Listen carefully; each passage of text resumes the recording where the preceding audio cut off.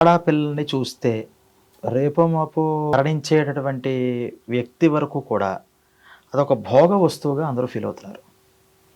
వావి వరస అనేటటువంటివి పూర్తిగా పోతున్నాయి. చిన్నపిల్ల, పెద్ద పిల్ల, నెలల పిల్ల, చిన్న నెలల పిల్లల మీద కూడా వాళ్ళ దృష్టి వేరే రకంగా కనిపిస్తుంది. దీనికి గరుడ పురాణంలో చాలా వికృతంగా చెప్పారు. దీన్ని కన్యాహత్య అన్నారు. కన్యాహత్య అంటే చిన్న పిల్లల మీద చేసేటటువంటి అఘాయిత్యం కానీ, వాళ్ళని మనం ఇప్పుడు దానికి రకరకాల పేర్లు వచ్చాయి కదా, అలాంటివి చేసేటటువంటి కానీ రూపంగా మానసికంగా శాడిజం చేస్తారు కొంతమంది. వాళ్ళకి ఎవరికి ఇంట్లో ఎవరికి చెప్పుకోలేరు పాపం, లోపల చాలా క్షోభ అనుభవించి ఒక వయసు వచ్చిన తర్వాత వాళ్ళు చాలా నలుగురితో కలిసే పరిస్థితి కూడా పిల్లలకి కలగట్ల. అలా జీవితాన్ని నాశనం చేసేస్తున్న మానవ మృగాలు చాలామంది ఉన్నాయి. వీళ్ళందరికీ ఏం చెప్పారంటే వాళ్ళకి కుష్ఠరోగం వస్తుంది అన్నారు.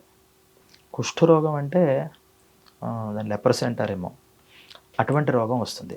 అంటే ఇప్పుడు వచ్చి ఇంకో మనకి మెయిన్గా తెలుసుకోవాల్సింది ఏంటంటే, ఇప్పుడు కుష్ఠరోగం ఉన్న వాళ్ళందరూ కూడా గతంలో ఈ పాపమే చేసి ఉంటారా? మనకి ఆ డౌట్ కూడా రావాలి కదా. గతంలో చేసుకున్న అంటే కుష్ఠరోగం ఉన్న వాళ్ళందరూ ఈ పాపమే చేశారు అని చెప్పట్లా.